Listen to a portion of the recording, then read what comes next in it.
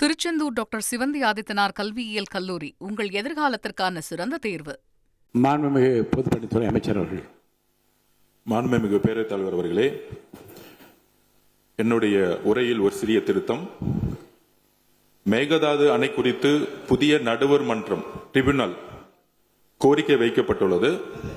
நான் ஆணையம் என்று வார்த்தையை பயன்படுத்தினேன்.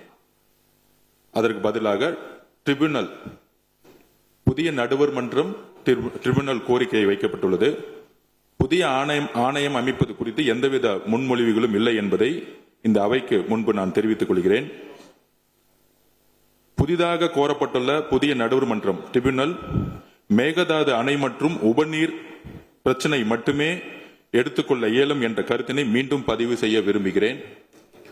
அதாவது இந்த ட்ரிபியூனல்ங்கிறது எதுக்குன்னா, மேகதாது அணை விஷயமாக நம்ம கட்டக்கூடாதுங்கிறோம். கர்நாடகா கட்டணும்னு சொல்றாங்க. அதுலயும் குடிநீர் தண்ணீருக்காக கட்டணும்னு சொல்றாங்க. அது விஷயமா தான் ட்ரிபியூனல் அமைக்கணும்னு சொல்றோம்.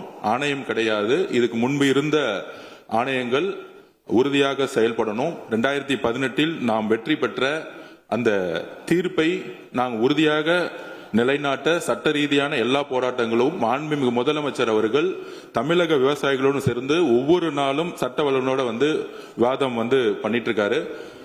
கடந்த 30-40 வருஷமாக எந்த சட்ட வல்லுநர்கள் நம்மளுடைய விவசாயிகளுக்காகவும் தமிழர்களுக்காகவும் குரல் கொடுத்து வெற்றி பெற்றார்களோ அந்த சட்ட வல்லுநர்கள் ஒவ்வொரு நிமிடமும் முதலமைச்சர் கூட தொடர்பு கொண்டு அதற்கான ஸ்ட்ராட்டஜி பிளானை தெளிவா முன்மொழிந்துட்டு இருக்காங்க.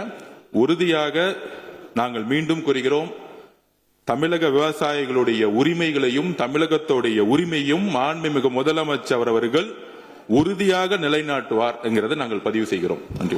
மாண்புமிகு பொதுப்பணித்துறை அமைச்சர் அளித்த இந்த விளக்கமும் மாற்றம் செய்ய வேண்டும் என்று கேட்டுக்கொண்ட திருத்தங்களும் அவை குறிப்பில் ஏற்றப்படுகிறது. அதுக்கேற்றாமல் திருத்தங்கள் செய்யப்படும். திருச்செந்தூர் டாக்டர் சிவந்தி ஆதித்தனார் கல்வியியல் கல்லூரி உங்கள் எதிர்காலத்திற்கான சிறந்த தேர்வு.